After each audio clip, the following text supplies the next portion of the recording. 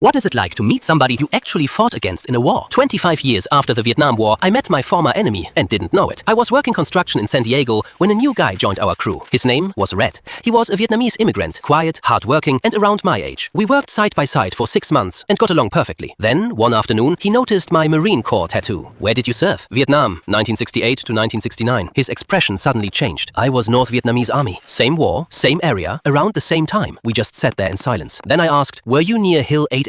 He nodded. I was a radio operator with the 324th Division. My stomach dropped. I remembered that radio operator. For weeks we had been trying to locate him. He would coordinate attacks and disappear before we could find him. I looked at Red. You're the guy we could never catch. For the first time, he smiled. You Marines were very persistent. We spent the rest of lunch comparing memories of the same battles, only from completely different sides. Then Red told me something I'll never forget. During one battle, my unit had called in an artillery strike near his position. He had left his position only minutes earlier. If I stayed there, he said, I wouldn't be here today. I had unknowingly helped save the life of the man sitting across from me, but the war had taken something from both of us. I showed him a photograph of my friend Jimmy, who had died in Vietnam at just 19 years old. Red stared at the picture. He looks very young, he whispered. Later, he showed me photos of his family. We realized we had both lost people we loved. Different uniforms, different sides, same pain. After that day, our friendship changed. We started sharing coffee during lunch. Sometimes we talked about the war. Sometimes we didn't say anything at all. We didn't need to. When Red eventually retired, he shook my hand. I am glad we met this way, he said, not that way. I still think about those words, because war can turn two ordinary people into enemies. But decades later, we discovered that underneath the uniforms and flags, we were just two men who wanted to make it home. Subscribe for more powerful stories and upcoming videos.